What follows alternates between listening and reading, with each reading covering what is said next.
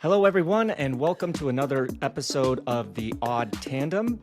You know, we've been doing this a while, and we've had riders, soigneurs, mechanics. We even had a cook once. We've never had a team doctor on the podcast. So we sat down with Dirk Tenner of Ineos Grenadiers today, and he gave us quite a few little tidbits of information that I think the viewers and the listeners are really going to enjoy. Jensi, you actually know Dirk for a while because he's German. Tell us a little bit more about him. Well, first of all, he's a huge cycling fan, and really impressive is also that in Tour of Poland during the horrible crash of Fabio Jakobsen, he was more or less the first responder. He was the first race team doctor there, basically trying to, help Fabio to survive and help him to go into hospital with the helicopter. And another impressive thing he actually mentioned in our podcast is from the 206 bones we have in our body, he operated more than 100 of them. How impressive is that? Yeah, and the coolest thing is that he's so passionate about the sport. I don't think you could having a job like that on the road 150 days a year or whatever. So sit back and relax and listen to our great conversation with Dirk Tenner from Ineos Grenadiers. Welcome to The Odd Tandem. Hey guys, thank you for your invitation. I'm very proud to be on this one tonight. Yeah, this is going to be neat because we've never had a team doctor, especially at the World Tour level, on the podcast. So this is going to be fun and hopefully very educational for our viewers and listeners, and maybe remind Jens and I about what it used to be like when you just had a doctor on the other end of the phone the whole time. You never saw a bill. They did all the paperwork. It was nice and simple, right? But before we get started, let's talk about your background, your educational background, and then your perhaps sporting background. Yeah, well, I started, well, my sport background is I'm originally from track and field. I used to be on the junior national team for quite a while, and I stopped being a track and field athlete when I started my medical school. I had some meetings with doctors when I was really young with knee issues, and from this moment on, for me was like that was my all through my career. That was my main sentence. I always wanted to do it better than they did it on my body. So that was my reason why I started my medical career. So I started in Mainz at the university, and after finishing medical school, I did 1 year at the University of Utah for some sport medical specialization. Further ran through my orthopaedic residency now I'm a doctor for sport trauma and orthopedic surgery. So before we really go into more of your career, let's ease up a little bit. We have 4 quick-fire questions. You pick a short answer. Let's start easy. We know that you have a dog, or you have multiple dogs. So what do you choose? Walking the dogs or taking a bike ride? Walking the dogs after the work, yeah. Would you prefer a lazy day with nothing to do at all, or a busy day full of work? Busy day full of work. A broken collarbone, surgery or not? On a cyclist, always surgery. And what is easier to fix, a football injury, soccer, football, or a cycling injury? A cycling injury. Awesome, thank you. So coming from the world of football, what attracted you to the world of cycling? Because when you're a team doctor for a World Tour team, you absolutely have to live and breathe that sport. So what is it about cycling that excites you the most? I think cycling is a really honest and true sport. The athletes, they have full passion for their sport. They work hard daily, and even when they're injured in a race, first they don't think about giving up. They try to complete their race at this stage or a whole tour. I was working a little before I started my career in cycling. I worked for soccer, and I found out, some even professional soccer players, they love to have their time off, even with small injuries, I would say, just to relax a little bit. So then I guess the next question would be, what impresses you most about the cyclist? I guess you already gave half of that answer right now, but what is the difference there? First, the difference is just if you compare the payment of a soccer player, even especially in Germany, especially when they play only third league in Germany, I would probably say that more they still get a higher payment than most of World Tour riders when they start their career. And if you come in as a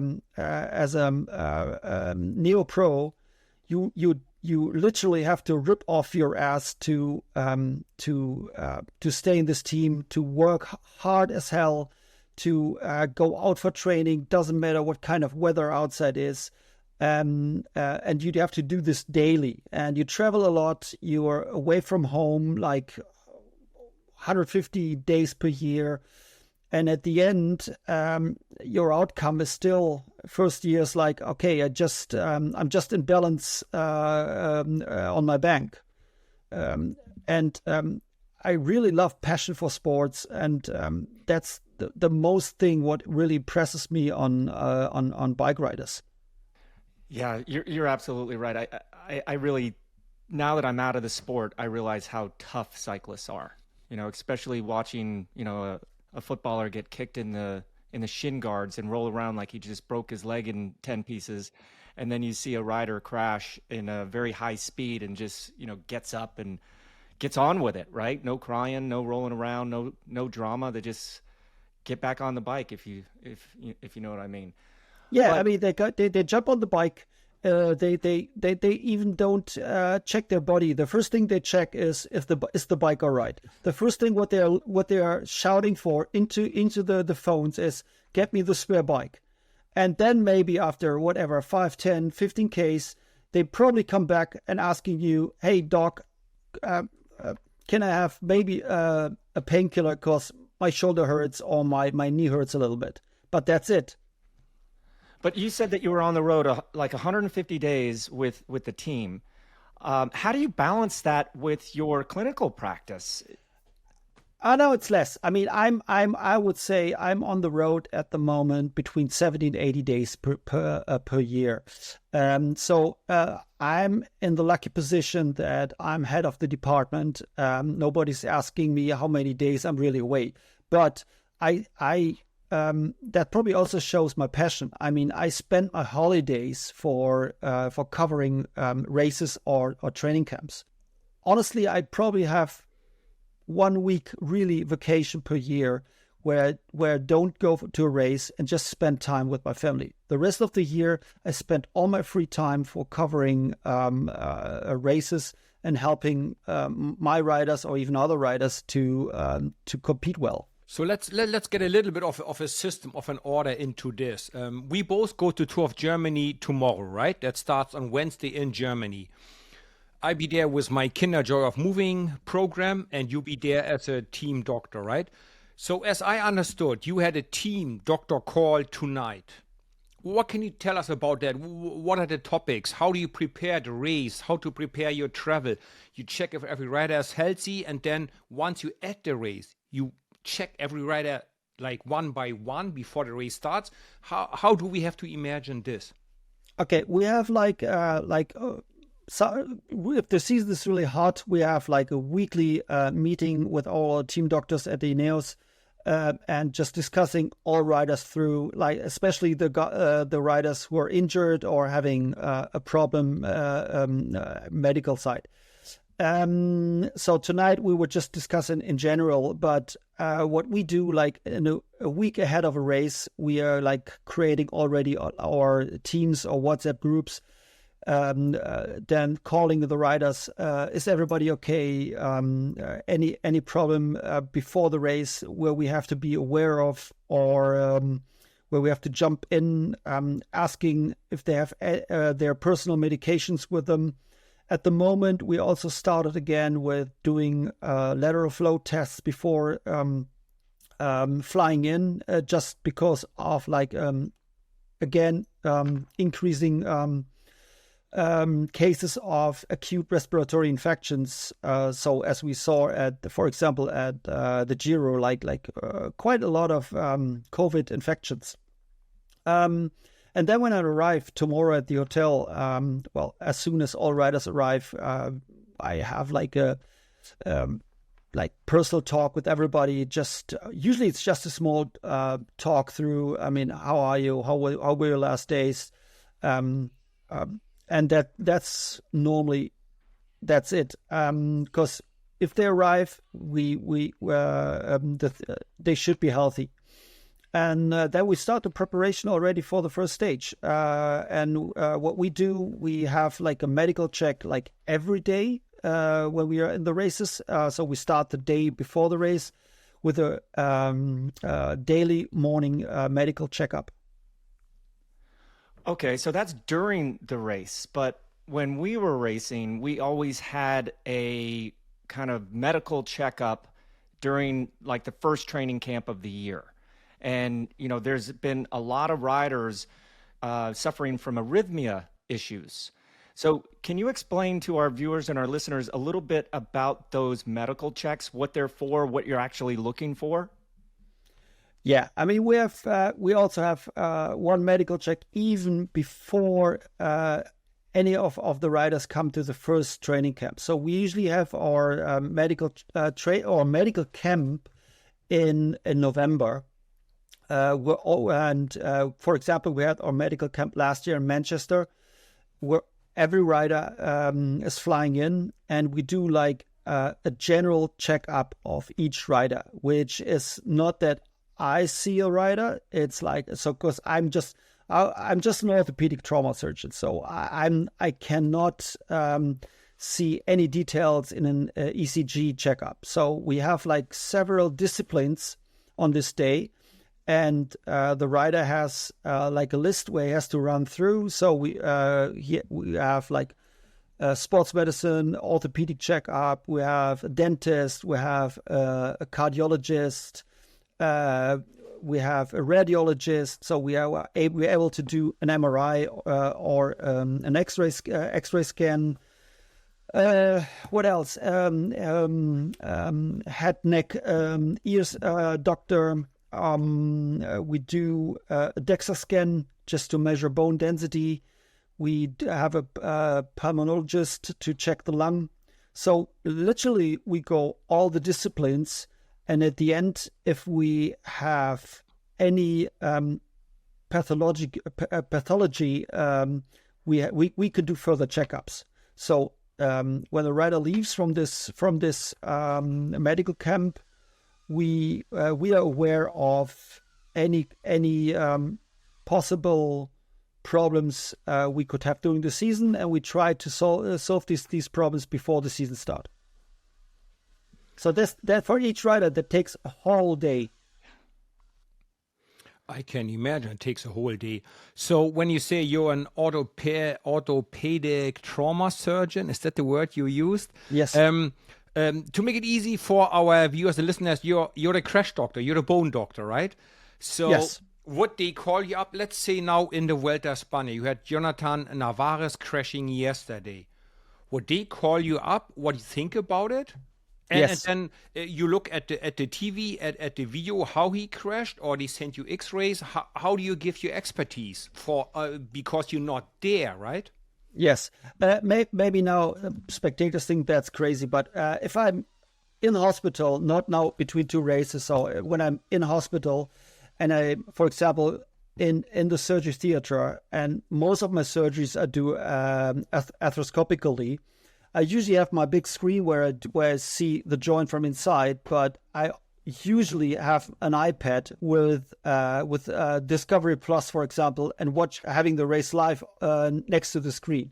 So it's kind of weird, and probably people think, hey, you should concentrate on what you're doing. Sorry, these are my dogs. They're always with me. Sometimes maybe people think that's kind of strange, and you should concentrate on what he's doing. But I know what I'm doing, and it's just that I'm aware of if somebody crashes, that I can replay it and to call the doctor who's at the race, or usually they call me after the race and they send me X-rays. As you said, I'm the only bone doctor in this team. So I usually the first one who's giving comments on this and giving ideas about further treatments or how and where we have to do what. I had to Google this because I didn't know, but there's 206 bones in the human body. How many of those bones do you think you've operated on or had to deal with out of those 206? So I definitely don't do surgeries on spines. So the spine is out of my real expertise. But I mean, to count now how many bones, I do all fancy stuff on extremities. But I would say, especially with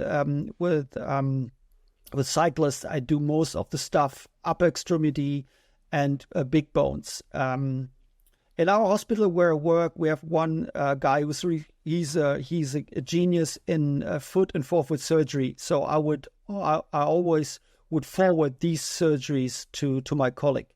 The thing is, you really have to know where you're good in, or where you're really good at, and where you're just average at. So and for me, it's important to get the best outcome.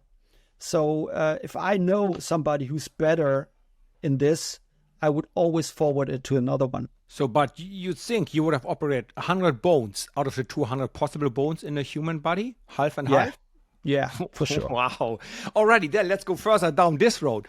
What is the biggest metal piece you ever put into a human body in surgery? Oh, I mean, the intermedullary rods you use for femur fractures, they can be really long, so like 36, 38 centimeters long, 7 millimeter thick screws, or even bigger. If you operate on a femoral neck fracture, I mean the screws you use, they're I would say bigger, as big or sometimes bigger than a thumb.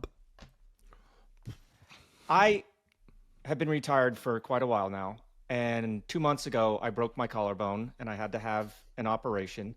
It was the first time ever that I broke my collarbone, so I never really felt like a real cyclist because, Jensi, how many times did you break yours? Three. So Dirk, in your experience with riders, what is the most times that a single individual has broken their collarbone? I had an South African rider who broke his collarbone, let me think, at least 5 times. And I did 4 times surgery on him.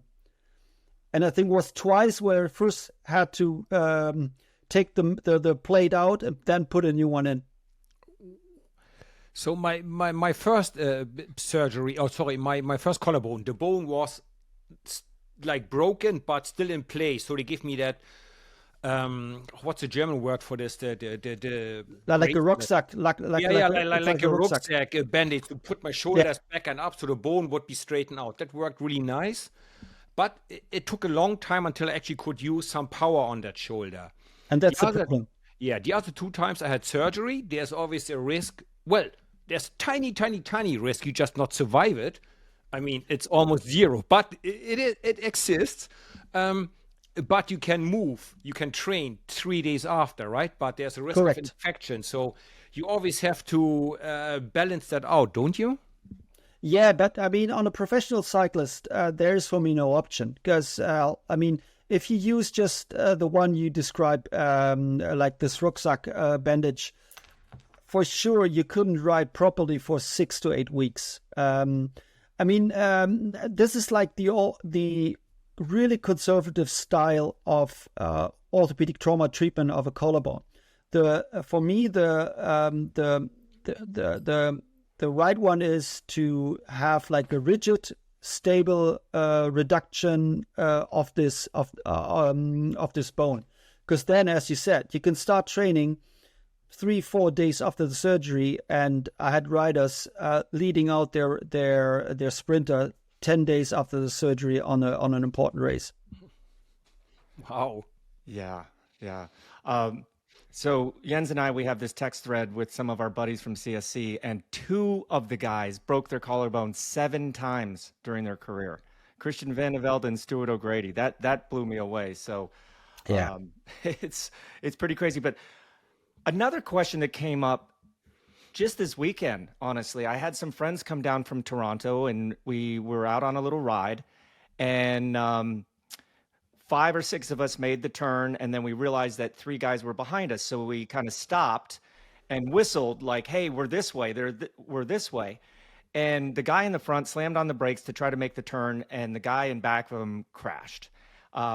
So road rash, right? Like, can you give some tips to our viewers and listeners, the best way to deal with road rash these days? Is it keep it dry or keep it wet? Is it to always have a bandage on it? What is the new way of dealing with road rash? Because I think it's always been debatable. Yeah, I mean, I think there's no way to treat it. The road rash, I mean, as soon as it dries up, it's getting really uncomfortable. It's because it breaks all the time. It starts getting like it's painful again. So I mean, for the first days when it's like really, really fresh, I try to keep it close so that we don't risk any superficial infection. But as soon as it dries out, I always put a small layer of just normal classic Vaseline on the road rash, so that it stays, how you can call it, Moist. Moist, correct, a little bit moist. So then it will heal up easily, and it will peel off day by day, and it's gone pretty quickly. Okay, Dan, once you had the crash in a road rash, you come back to your hotel or team or whatever. How many times, Bobby, right, did we hurt ourselves by like with the brush, rubbing it clean? Is that still the way to go, or is that a less painful way? Because from what I understand, it is super crucial important to rather suffer 2 minutes more, but keep it clean and stop any infection, right? Is that still the way to go? Correct. We still have these brushes and these sponges with betadine, and so as soon as a rider comes in, I will pass them into the shower. I will pass them one of these brushes, and they start cleaning it out, and then we dress it. So that's still the way how you do it. I mean, for sure. I mean, if you crash on the road, you have to expect that there are like all kind of bacteria inside the wound.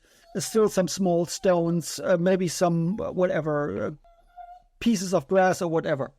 So yeah, for sure, you that's still the way we do it. But we use like sterile sponges to clean them up. Yeah, your dogs sound like they're trying to get your attention right now. No, that's okay. That's They okay. may be hungry. They want food. No. She's just a little bit bored probably, and tries to play with his friend. But that's okay. Can you tell me a little bit about the concussion protocol? Because that's become a big thing that didn't exist really when Jens and I were racing for the most part. But what does a rider have to go through during that concussion protocol? And are you the one that actually does it? Yeah, I mean, if a rider crashes and crashes on his head, and we do like an on-road directly assessment. So we start asking them like really, really simple questions like, hey, what day is it today? On which race are we at the moment? Can you tell me which kilometer are you in? What's the time about? And so that's how we start. So if we see something is weird, not really right, we take him out of the race immediately, and do further assessments in the bus. So, for example, we from Ineos, we also do in the medical check pre-season. We have it's called a Neuroflex system. So where a rider uses a Google, and we do some tests on on eye movement. So we have this as a baseline, and we have these systems in our bus, and we can immediately test them when they come back to the bus. So then we have it's called a SCAT 6 test. So where we go through, we do some tests just to remind numbers and to give them tell us again which numbers we have. We just ask them. We do balance tests, all this, and if we're still not 100% sure, they all go through a CT scan to exclude an acute cerebral bleeding. So I guess you also train your team staff with it, right? The soigneurs, the sport directors, everybody who's in the car at the race. Yes. Explain a little bit about that, and resulting in the question. You're the doctor or one of the team doctors of Team Ineos Grenadiers. Would be a mechanic allowed to stop Geraint Thomas after a crash from keep racing? Or would then still Geraint Thomas, as a former Tour de France winner, go, no, it's my decision, I keep going? Or can a mechanic say, no, Geraint, I can see you're not good, you have to stop now? All our team members who are in on-race service, they have to go through a first responder program. So they all know what they have to do in a race or in a training camp if a rider is suffering from an injury, suffering from a crash or from a head injury or whatever. So they basically know what they have to do. And I mean, that's not an easy question what you're asking. I mean, but I know. But the thing is, we are in the good position that it's in our policy that in a race, the race doctor has to be in car number 1 or car number 2. So normally the doctor is doing the first assessment on the race. If, for example, whatever, you're in the second car and stuck behind wherever, if you do rebate, stuck behind the police, you can't go, you don't come through, and the DS or the mechanic is with G, for example, for sure they would call me immediately and tell me about the symptoms, and I would then take the decision to take him out of the race. So and he has to follow this. I mean, we had, like last year, we had discussions with a rider at Tirreno where he was not happy to leave the race, and the final decision was made by the doctor, and then we stopped him from further racing. I'm sorry, I'm going to pick your brain here, because back to that ride over the weekend, and then having suffered a minor concussion myself 2 months ago when I fell off my gravel bike. What are the symptoms that we can look for? What should we educate ourselves on that we can help either, actually, if you're concussed, you probably can't help yourself, but if you're one of your friends or teammates you're riding with, what are some of the things that our viewers and listeners can learn about the concussion protocol and what to look out for? I mean, probably the first thing is the first thing is, if you see your friend crashing, do a quick assessment before you take off, for example, his helmet. So is he awake? Can he breathe? How is the circulation? So this is something what you easily can do into the first seconds. So if is he awake? Can he breathe? And check his pulse. These are the first 3 things you always should do. Is his helmet broken? The next thing. Is he complaining about neck pain? So then, for sure, don't move him. Call directly an ambulance. But then start asking questions. Where are you? Who's riding with you? What time is it? Into an hour about. Where do you live?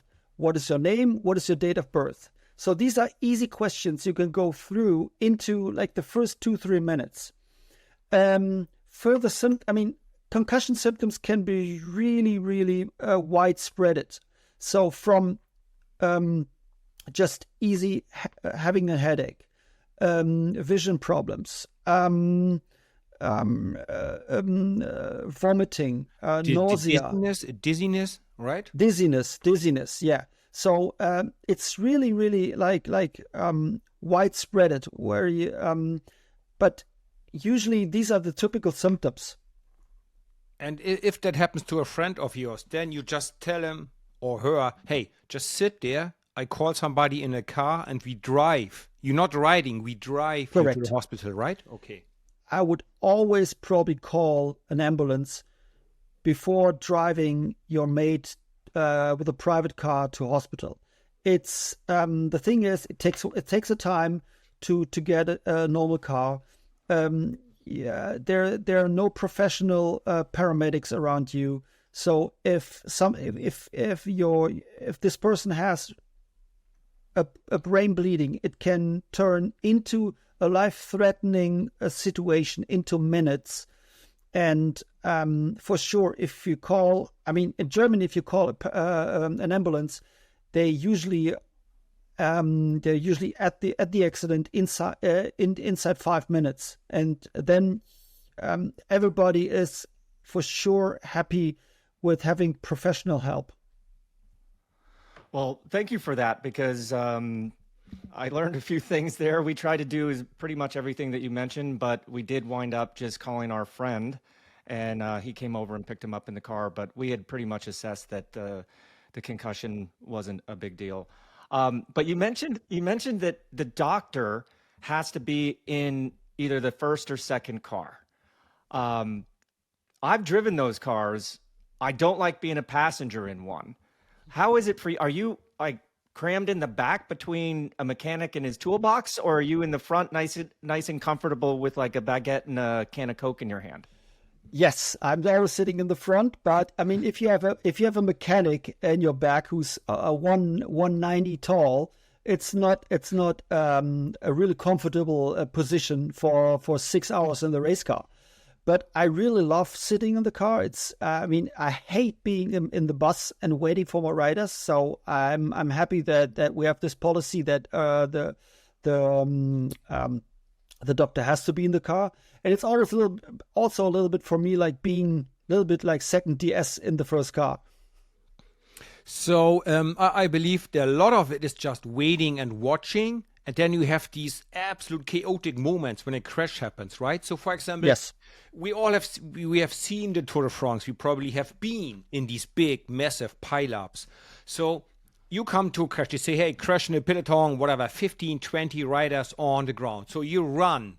How and when and how do you decide who do I help first? My riders, the one that screams the most, the one where I can see his leg is obviously broken. How do you decide? 20 people in pain on the ground. Who do you help first?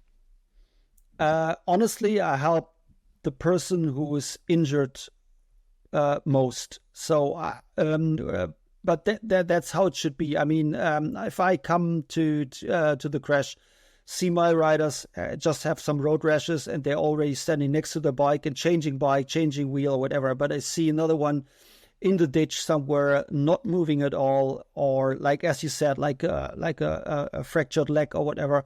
For sure, I would help them first. That's how medical ethics should be. And the thing is, on World Tour races, we have a lot of doctors in the car, so usually I can take care of my riders first.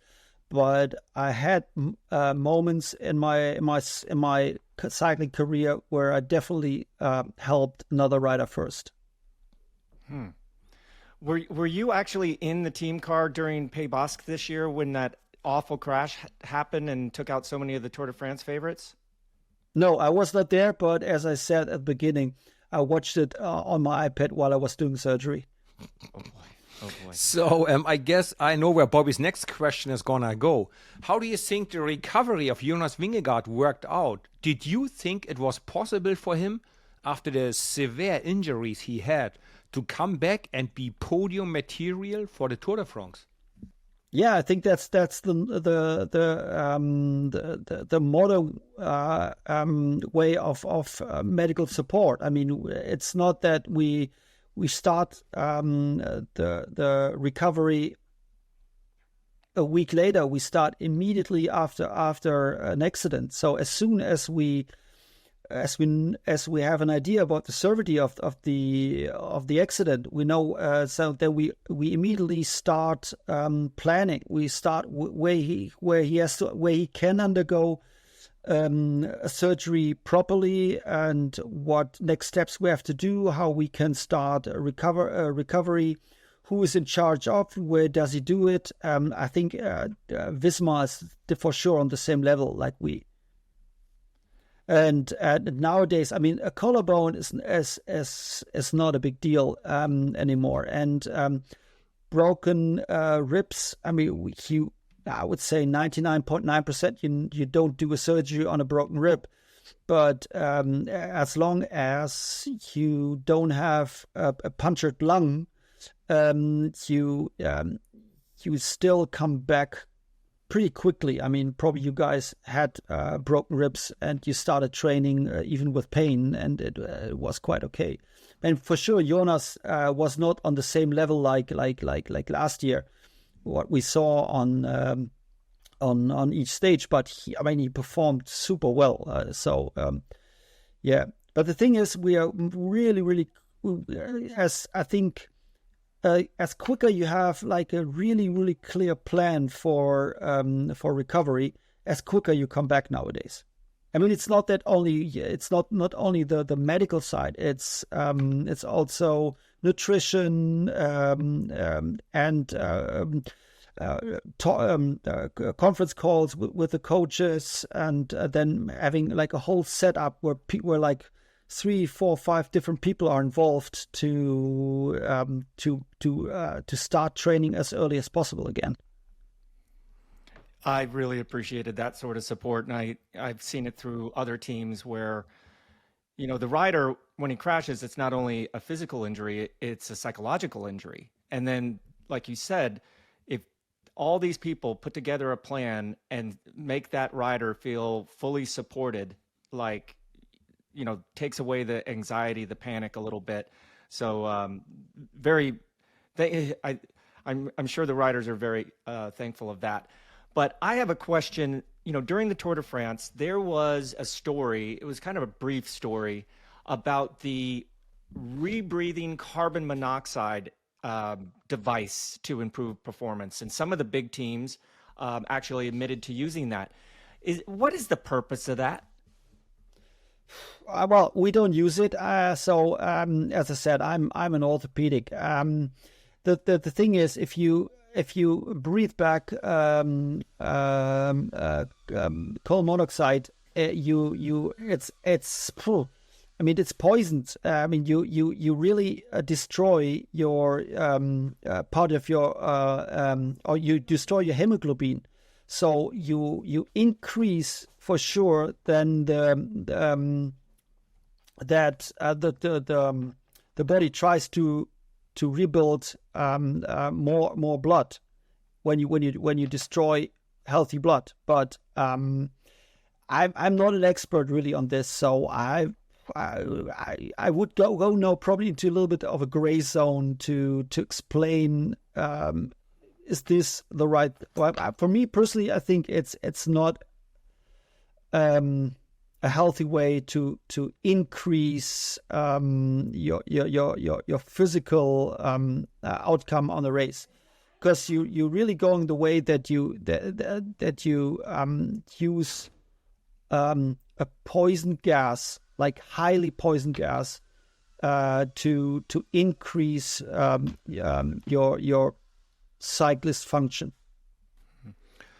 A little bit an easier question here. You used to work in football, right? Remco Evenepoel, he was a footballer until I believe the age of 18. Primož Roglič was a ski jumper, and a young German rider, Florian Lipowitz, was team Red Bull Boransgrohe. He did a biathlon, the skiing and shooting. Do you think these are absolute exceptions, or you think we will see more and more people coming across to cycling from other sports? I mean, that's nowadays what teams are doing. I mean, we are looking not only into junior races and trying to find the new Tadej or the new Jonas with riders age of 16 or whatever. So for sure, we're looking more into other endurance sports. So for sure, we're looking into.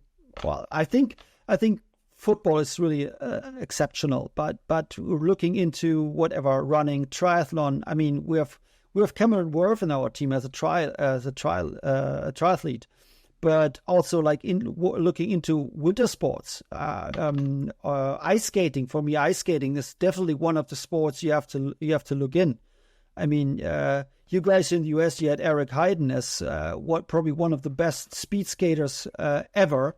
And he was a really good pro cyclist later, and that's another modern way to find new talents for cycling. So when you're home from the races in your practice, are you actually still paying attention to the races? Like yesterday, I had the Tour de France Femmes on my TV, and I had the Vuelta streaming on my phone, and I was just like, I have nothing to do with either of those races, but like as a bike fan, I had to watch both of them. Are you the same, or are you just too busy with your practice that you have to just read it on the hot sheets, the results? No. I love to follow all kind of sports. And when you see me at the Olympics, I love to watch like all kind of other sports. So I'm really widespread in what I'm interested in. Probably not playing chess, but the thing is, for sure, when I see different sports, and sometimes I think I see a talent, I love sometimes just to write to a performance group to say, hey, this could be somebody who could be interesting. So and that's how it should be. I mean, if you were really following sports, your eyes should be always wide open and try to find decent talents. And we often hear that at the Tour de France, for example, for sure, maybe other races as well, the UCI has an X-ray truck at the finish line, right? So yes. Riders after crash, they fight through the stage, they finish the stage. How often is it actually used in reality by riders or by teams, the X-ray, to take the chance to take X-rays right at the finish line? Oh, pretty often. I mean, it's the best thing to do. I mean, it's much easier to get an X-ray just after the race at the X-ray truck instead of going to a hospital somewhere in the middle of France where you cannot expect that you find a surgeon who is really interested into cycling, and you can end up waiting 3, 4, 5 hours for getting an X-ray. So that really saves us time and also recovery for the next day. I mean, if we know, okay, the rider's okay, no fracture, we could go back to the hotel. He can go to the physio, seeing the one of the carriers after, and being ready for the next day, instead of sitting like 4, 5, 6 hours on a wooden chair into a small hospital in the middle of nowhere. I mean, probably you guys have had this experience before. Yep, that was not fun at all.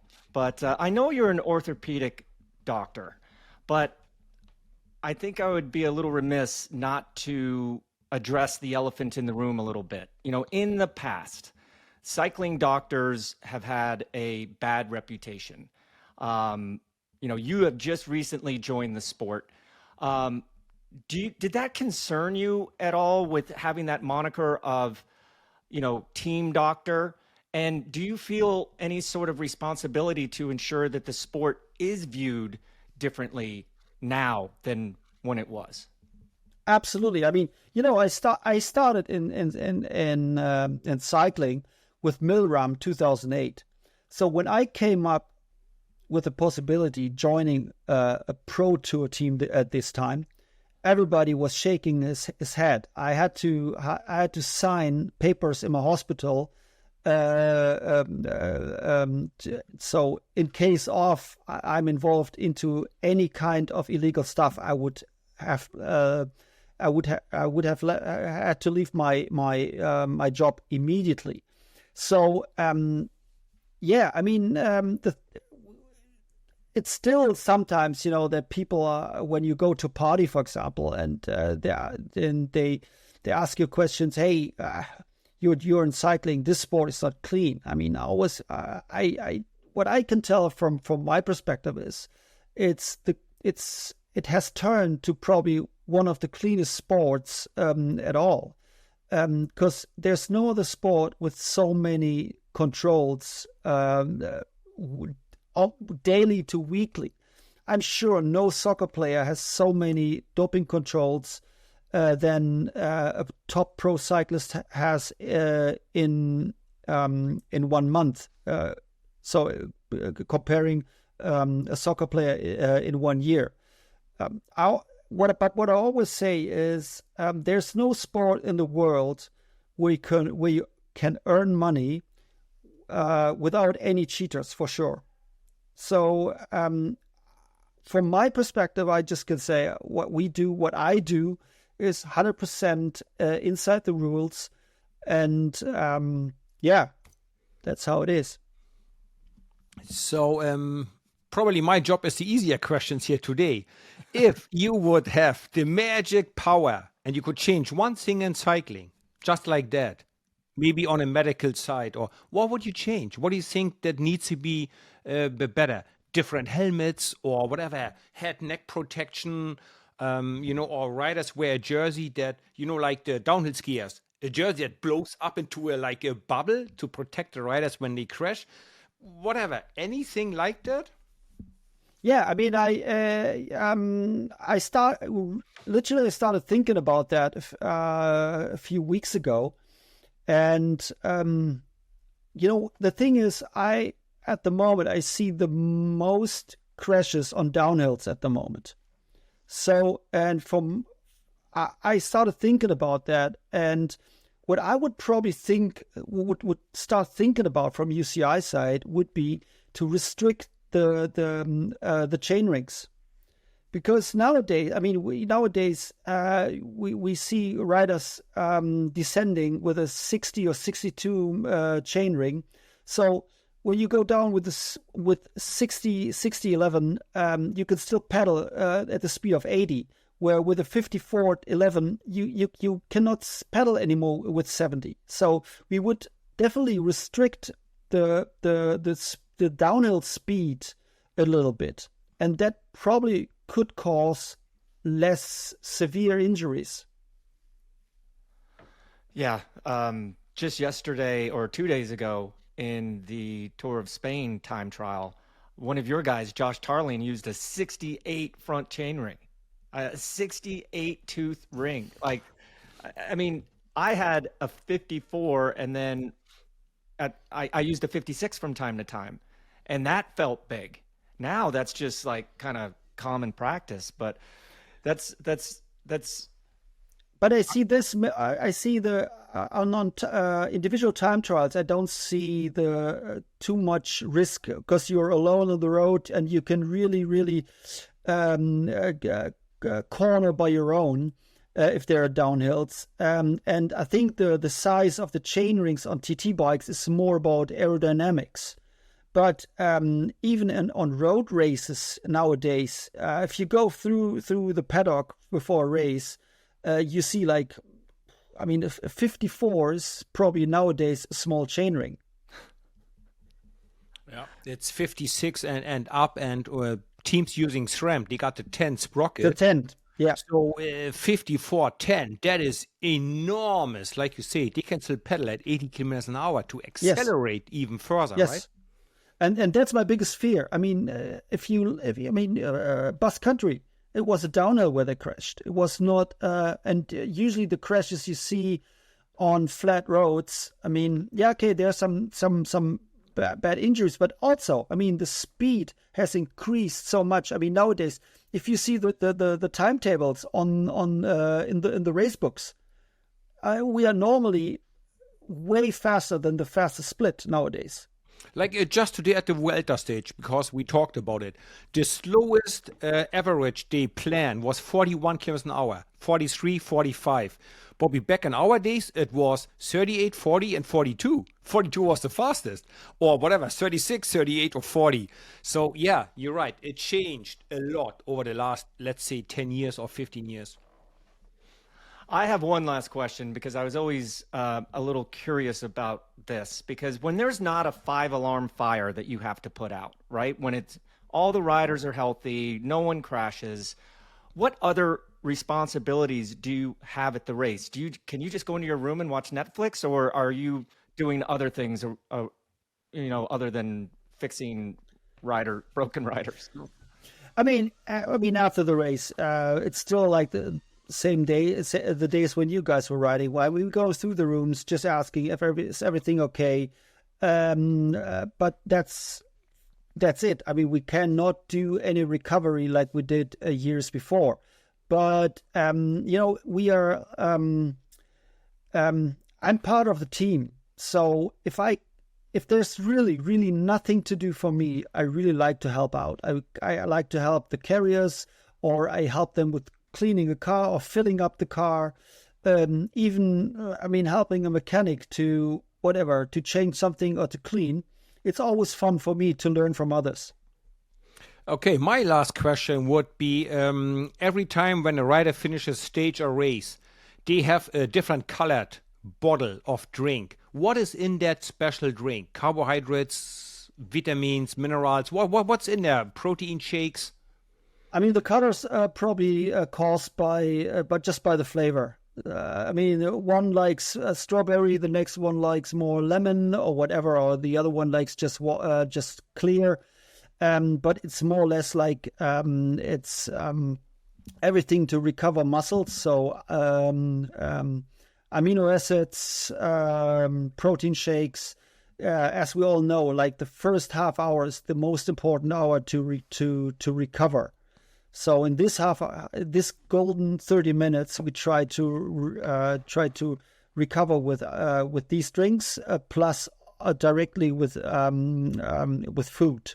So but the color can be everything. Well, Dirk, thank you so much for coming on the Odd Tandem today. I hope our viewers and our listeners learned some things. I know I did. Good luck to you and your team at the upcoming Tour of Germany. You know, my buddy down here won that race a couple times, so I know he's looking forward to seeing it. But thanks again for giving us your time in between the medical call and taking off for another bike race. Hey, it was a pleasure for me to be on this call, and Jensi was always a pain to Deutschland Tour. I remember the once, maybe Jensi, you remember that the last really long Tour of Germany we had when we started in Kitzbühel, and there was one stage where the race was quiet, everybody was happy, and then Jensi attacked again. And you just hear through the microphones, oh no, he attacked again, no, we raced again. That was through my hometown, mate. Yeah. Well, I could never win a sprint, so I had to do something different, right? I would love to be a sprinter, but yeah. Hey, Dirk, it was so cool to catch up, and I see you in 2 days, somewhere around the start line, I guess. Thanks again for being our guest tonight. Thank you. Please remember, keep hitting subscribe and click the bell icon so you can never miss an episode of the podcast. Keep dropping your questions for us in the comments, and check our description below to find us on social media and Patreon to support our channel.